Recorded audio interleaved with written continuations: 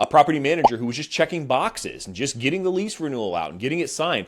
What you're looking for is essentially a financial advisor. Yes, we preach about it all the time on this podcast. Tenant retention, but good tenant retention, not bad tenant retention. If you're doing those things properly, you're going to secure a high quality tenant who's going to appreciate that additional oversight, and that's what you ultimately want to retain, is that type of a qualified tenant long term. Or if you're in Westfield and you know that the days on the market is through the roof, it's going to be maybe a different conversation. But somebody who has that local, intimate knowledge of where your property is also of paramount importance.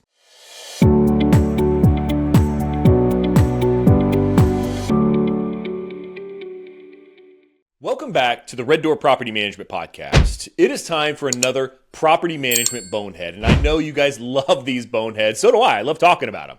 The segment where we look at a real-world style mistake that can cost rental owners time, money, and a whole lot of frustration. This week's bonehead goes to the property management company that renewed a tenant automatically without actually checking on the property, reviewing the tenant history, or thinking through whether renewal was the right move. Yeah, this might connect to our question of the week. Here's the scenario. An owner has a tenant approaching the end of their lease. The tenant reaches out and says they would like to renew. Sounds great, right? Stable tenant, no vacancy, no turnover, no leasing costs. On the surface, that sounds like a win. So the property management company sends out a renewal, bumps the rent a little bit, gets the tenant to sign, and moves on. Easy. Except there's one major problem. They never looked at the full picture. They did not review the tenant's payment history closely. They did not check whether there had been repeated lease violations. They did not look at maintenance history. They did not inspect or evaluate the condition of the property. That's massive. They did not compare the current rent to the market. That's step one. They just renewed the lease because the tenant said they wanted to stay. That is a bonehead move. Because a few months later, the owner starts finding out what should have been reviewed before the renewal was ever offered. The tenant had been late multiple times throughout the year. There were repeated complaints or issues that were never fully addressed. Maintenance notes showed possible neglect of reoccurring problems. Maybe there were unauthorized pets. Maybe the yard wasn't being maintained. Maybe the property had not been looked at in a long time. And now the owner's locked into another lease term with a tenant they may not have renewed if they had actually been given the full picture. That is where automatic renewals can become extremely dangerous. Now, to be clear, renewals are not bad, obviously. In fact, renewals can be one of the best things for an investor. When the tenant is solid, the property is being cared for, and the rent is still aligned with the market, a good renewal can save the owner vacancy time, turnover costs, leasing fees, utility expenses, and the uncertainty of finding a new tenant, which nobody is looking really forward to. But a bad renewal can be super expensive. It can lock an owner into another year with the wrong tenant. It can delay needed property corrections. It can allow lease violations to continue. It can keep the rent below market. And it can create a much bigger problem later when the tenant eventually moves out, right? A more experienced property management company should have handled this renewal differently. First, they should have reviewed the tenant's payment history. Not just are they currently paid up, but how did they perform over the full lease term? Were they consistently on time? Huge.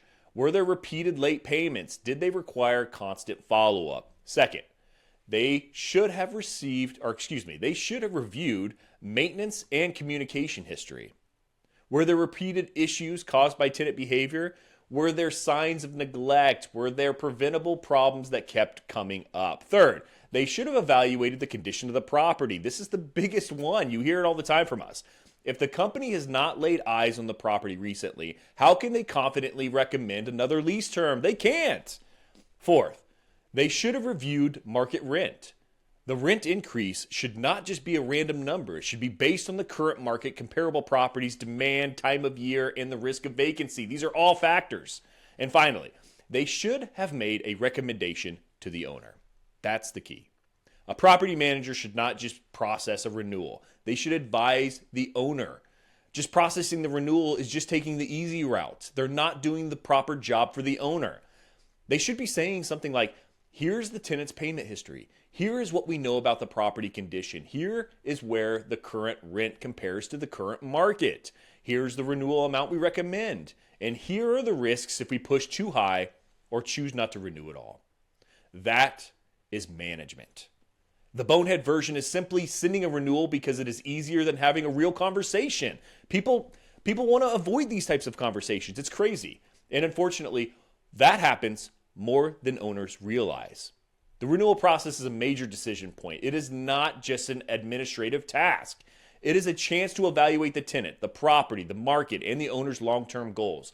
A top-rated property management company like Red Door should not be renewing leases on autopilot. They should be looking at the investment and asking, is this still the right tenant? Is this still the right rent? Is the property being protected, and is this renewal in the owner's best interest? Because getting a lease signed, that's the easy part. Making sure it is the right lease with the right tenant at the right rent under the right circumstances, that is where experienced property management matters. That's what you should be really focused on paying for. And automatically renewing a tenant without looking at the property, reviewing the history, that is absolutely bonehead material. Mike, have you seen owners get stuck in bad renewal situations before because the decision was treated like paperwork instead of a true management decision? What have you seen?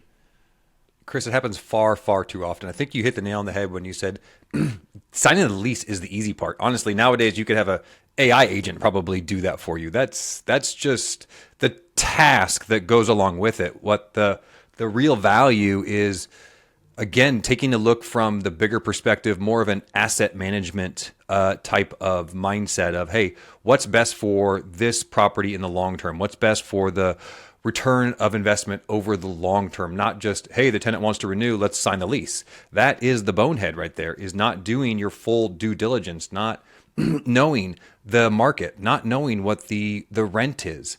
It's just so important to have that holistic picture. And it does take a lot of things. Like you said, the inspection is so huge. You do not want to renew to somebody who is just trashing your property and let them trash it for a whole nother year. That needs to either be addressed or you need to get them out. So there's so many factors that go into a lease renewal. It's actually a really integral part of the leasing process, and can be a very, very costly mistake. Now, don't get me wrong. We are always pro lease renewal, reducing or eliminating tenant retention. Vacancy. Yes, we preach about it all the time on this podcast. Tenant retention, but good tenant retention, not bad tenant retention. You don't want to retain a bad tenant. You want to retain a good tenant. So do your due diligence, make sure you have that good tenant, and then by all means, do what you need to do to keep that good tenant. Exactly. And one thing before we, or as we go into wrapping this up, the biggest thing that at least I personally try to push during these segments, and the reason we do this is to educate people who are just exploring property management options for the first time. And one of the terms that I've used that you should absolutely be looking for when you're in the market searching for a property manager is not just a property manager that just checks boxes. Because that's essentially what I talked about during that entire segment was a property manager who was just checking boxes and just getting the lease renewal out and getting it signed. What you're looking for is essentially a financial advisor. You're looking for a real estate investment advisor to advise you along all of these decisions in order to maximize your ROI. Because Mike, you're exactly right.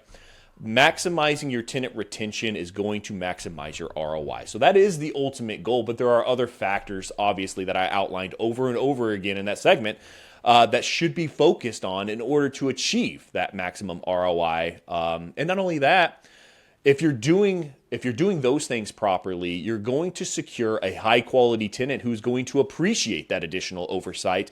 And that's what you ultimately want to retain, is that type of a qualified tenant long term, right? So that's what you're going through. You're looking for those 5-year stretches of a well-qualified tenant who takes really good care of your property. And following that guideline, and not the bonehead property management company that I just outlined, is the way to achieve that, right? Chris, let me just add one more thing to that. So I totally agree with the kind of the more of a financial advisor kind of a thing. But hard part of beauty of having a professional property manager is you get that, but you also get, or you should be getting, somebody who has intimate market knowledge of the local market. And that's what we do. That's what we try to do in these podcasts when we do our market reports. So not only having somebody who has that holistic perspective of the real estate over the long term, but somebody who also knows, hey, you know what? Right now it's June and our days on the market is about 45 days on the market. Rents went up about 4% from year over year.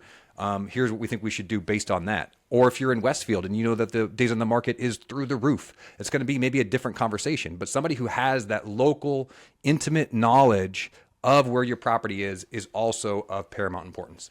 Nailed it.